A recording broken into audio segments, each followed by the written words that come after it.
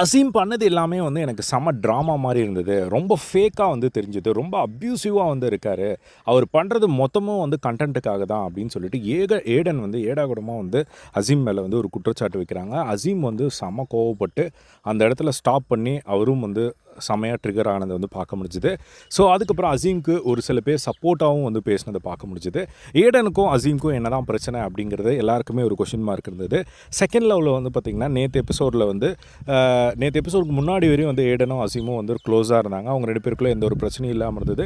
நேற்று வந்து 2 பேருமே மாற்றி வந்து பார்த்திங்கன்னா ஒரு சண்டை போடுற மாதிரியான ஒரு வைப்பில் இருந்தாங்க. அது ஏன் அப்படிங்கிறது யாருக்குமே தெரியாமல் இருந்தது. ஆனால் அதுக்கு பின்னாடி இவ்வளோ பெரிய ஸ்டோரி நடந்திருக்கு அப்படிங்கிறது இன்றைக்கி வந்து ஒரு டிஸ்கஷனில் வந்து வருது. ரம்யா கிருஷ்ணன் மேம் முன்னாடி அதை வந்து அசீம் வந்து கொண்டு வராரு. ஸோ என்ன ஏடன் சொல்லியிருக்காங்க அசீமை பற்றி அப்படின்னா வந்து ஏடன் வந்து அசீம் வந்து ரொம்ப அப்யூசிவாக இருக்கார். பணம் தான் வந்து முக்கியம். அவருக்கு பணம்லாம் வந்து முக்கியம் இல்லை. அவருக்கு வந்து பணம் முக்கியம் இல்லைன்னா இங்கே ஏன் வந்து வரணும் அப்படிங்கிற மாதிரிலாம் வந்து யார்கிட்டயோ வந்து சொல்லியிருக்காங்க போல். அது மட்டும் இல்லாமல் அசீம் பண்ணுறதுக்கு எல்லாமே வந்து கேமராக்காக தான். அவர் பண்ணுற எல்லா விஷயங்களும் வந்து கண்டென்ட்டுக்காக மட்டும்தான் அப்படிங்கிற மாதிரி வந்து சொன்னதுக்காக அசீம் வந்து இப்போ எனக்கு வந்து அவங்க வந்து அப்பாலஜைஸ் பண்ணியே ஆகணும் அப்படிங்கிற மாதிரி வந்து கேட்டிருக்காங்க. அதுக்கு ஏடனோட ரிப்ளை என்னவாக இருக்குது அப்படின்னா, அசீம் மாதிரி ஒரு மேனிப்புலேட்டிவாக பேசவே தெரியாது மேடம் எனக்குல. நான் வந்து லைஃப்பில் எவ்வளவோ பார்த்துட்டேன். எனக்கும் அசீமுக்கும் சுத்தமாக செட்டே ஆகாது. டே 1 இருந்தே வந்து நான் பார்த்துட்டு தான் இருக்கேன். அவர் பண்ணுறது எல்லாமே வந்து கேமராக்காக தான். அவர் பண்ணுறது எதுவுமே ஜென்யூனாக வந்து கனெக்டே ஆக மாட்டேங்குது. ஸோ நான் வந்து உண்மையிலே அவர் கூட ஜென்யூனாக கனெக்ட் ஆகணும்னு தான் நினச்சேன். ஆனால் அது வந்து சுத்தமாக வந்து முடியல. நேற்று வந்து டாஸ்கில் வந்து சொல்கிறாங்க, எனக்கு நான் இந்த ஒரு விஷயத்த சொல்லாமா வேணாமான்னு தெரியல. ஆனால் நேற்று வந்து அந்த டாஸ்கில் அவர் சன்னை பற்றி சொல்லி அழுத ஒரு விஷயம் எனக்கு ட்ராமா பண்ண மாதிரி தான் இருந்தது அப்படின்னு சொன்னோன்னே அந்த இடத்துல உண்மையிலே அந்த ஒரு ஃபேமிலி விஷயத்தை வந்து அப்படி சொல்லும் போது யாருக்காக இருந்தாலும் டக்குன்னு வந்து ட்ரிகர் ஆகும். அந்த மாதிரி தான் அசீம் டக்குன்னு ட்ரிகர் ஆகுறாரு. அந்த இடத்துல மேம் இது கண்டிப்பாக ஸ்டாப் பண்ணியே ஆகணும்.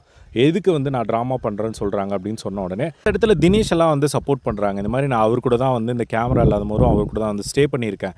அப்போவும் வந்து அசீமோட பாடி லாங்குவேஜ் அதே மாதிரி தான் இருக்குது அப்படிங்கிற மாதிரி ஒரு சப்போர்ட்டிவாக வந்து பேசினோடனே ஏடன் வந்து சொல்கிறாங்க, இது மாதிரி நானும் எனக்காக சப்போர்ட்டாக எல்லாரையும் கூப்பிட்டு வர முடியும் மேடம் அப்படிங்கிற மாதிரி வந்து சொல்ல, அதுக்கப்புறம் ஏடன் வந்து திரும்பவும் சொல்கிறாங்க, எனக்கு உண்மையிலே நான் சொல்கிறேன், எனக்கு வந்து அசீம் பண்ணுறது எல்லாமே ஃபேக்காக தான் வந்து தெரியுது அப்படின்னு சொன்னோடனே அசீம் வந்து ரிப்ளை கொடுக்குறாரு, நீயும் தான் வந்து ஃபேக்கு, எனக்கு ஒன்றுமே வேணவே வேணாம், உன் மூஞ்ச கூட நான் பார்த்து பேசவே மாட்டேன் இனிமேல் அப்படிங்கிற மாதிரி சொன்ன உடனே டக்குன்னு வந்து அசீம் ஏடன் வந்து ரிப்ளை கொடுக்குறாங்க, எமோஷனை ஃபஸ்ட் கண்ட்ரோல் பண்ணி பேச கற்றுக்கோங்க அசீம், இதுதான் உங்களோட மெச்சூரிட்டி லெவல் அப்படிங்கிற மாதிரி வந்து சொல்லி, இப்போ என்ன உங்கள் காலில் வந்து விழணுமா அப்படிங்கிற மாதிரி வந்து ஏடன் வந்து கேட்க, எனக்கு நீங்கள் காலிலெல்லாம் விழானா என்கிட்ட சாரி கேட்டாகணும் அப்படிங்கிற மாதிரி வந்து சொல்ல, அவங்க பேசிகிட்டே இருக்காங்க. ரம்யா கிருஷ்ணன் மேம் வந்து செமையாக கடுப்பாகிறாங்க, ஸ்டாப் பண்ண மாட்டேங்கிறாங்க. உடனே ரம்யா கிருஷ்ணன் மேம் நான் வந்து கிளம்புறேன் அப்படின்னு சொன்னோடனே அதுக்கப்புறம் சாரி அப்படின்னு சொல்லிட்டு அந்த இடத்துல வந்து கொஞ்சம் காம் டவுன் ஆகுறாங்க. அதுக்கப்புறம் அசீமுக்கும் ஏடனுக்கும் வந்து ஒரு அட்வைஸ் கொடுக்குறாங்க, இந்த மாதிரி தயவு செஞ்சு வந்து சண்டை போடாதீங்க, ஒரு வாரம் தான் இருக்குது, இது ஒரு செகண்ட் லவ் ப்ரோக்ராம், செகண்ட் ஹேட்டாக மாற்றி இது மாதிரி சண்டை போட்டுட்ருக்காங்க அப்படிங்கிற மாதிரி வந்து சொல்லி அந்த இடத்துல வந்து அவங்க 2 பேருக்குள்ளே